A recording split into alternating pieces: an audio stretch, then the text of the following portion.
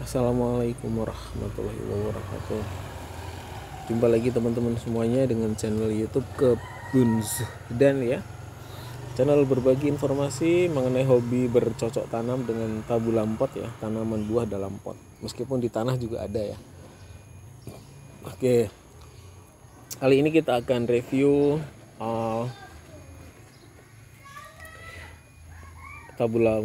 bibit untuk tabulam pot dari pohon buah kelengkeng Diamond River ya. Pembibitannya cangkok teman-teman. Pembibitannya cangkok, ke batangnya sejempol kaki lebih ya.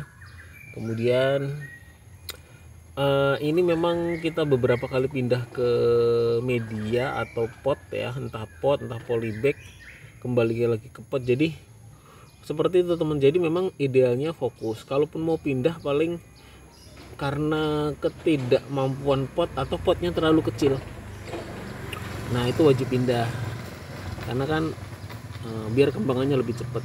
Kalau ini memang kemarin karena nggak berkembang kemudian kita pindah. Nah kemudian setelah kita pindah hasilnya seperti ini teman-teman, sudah mulai tumbuh ranting-ranting baru, tunas-tunas baru. Itu membuktikan bahwa media, entah itu potnya, entah itu polybagnya, entah itu karungnya, entah itu media tanamnya, cocok.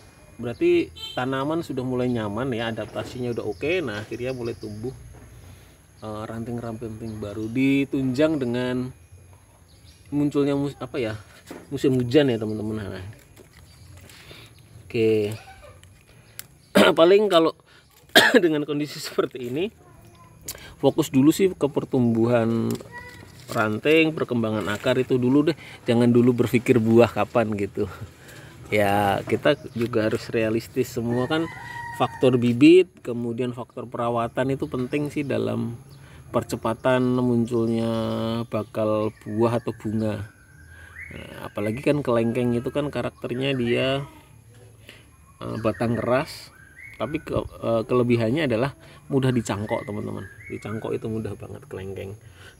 Nah kalau nyangkok itu idealnya memang ngambil dari batang atau pohon yang ya setidaknya minimal berbuah 2 kali lah, sudah pernah berbuah 2 kali. Nah itu akan lebih cepat dalam proses munculnya bakal buah di tabulam pot kelengkeng. Apakah kemudian kelengkeng bisa ditanam di pot kemudian lalu berbuah?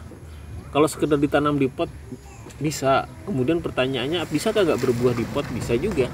Nah, tapi kan kalau potnya gini, kalau misalkan potnya agak besar, nah itu peluang untuk kemudian berbuahnya agak banyak juga bagus gitu. Tapi kan saat ini di perkotaan dengan lahan terbatas, orang-orang kan akhirnya kemudian bawa pohon buah itu bisa juga sebagai hiasan gitu ya. Apalagi berbuah di pot itu kan ngelihatnya juga indah banget teman-teman. Seperti itu gitu. Jadi memang kalau secara umum kalau misalkan kita nanam tabulam pot kelengkeng ya, apalagi di pot ya, memang harus ada batasan-batasan tertentu. Misalkan kalau memang sudah muncul buah ya harus dirapikan gitu, mana-mana buah yang harus dipertahankan, mana-mana buah yang harus dibuang. Kemudian soal ranting ini kan juga kan konsumsi medianya kan terbatas juga. Kita teman-teman juga harus bisa mengurangi nih mana ranting-ranting yang ada potensi untuk berbuah, mana yang enggak gitu. Poinnya kelengkeng itu kan mirip kedondong sama mangga. Makin banyak ranting yang muncul kan dia potensi berbuahnya makin banyak, karena kan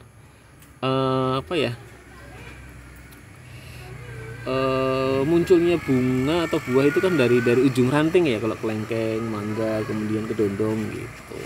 Ya memang kalau di pot kita juga harus sadar diri, pokoknya jangan diforsir. Tapi kalau memang unsurnya memang mencari estetika keindahan ya silahkan gitu.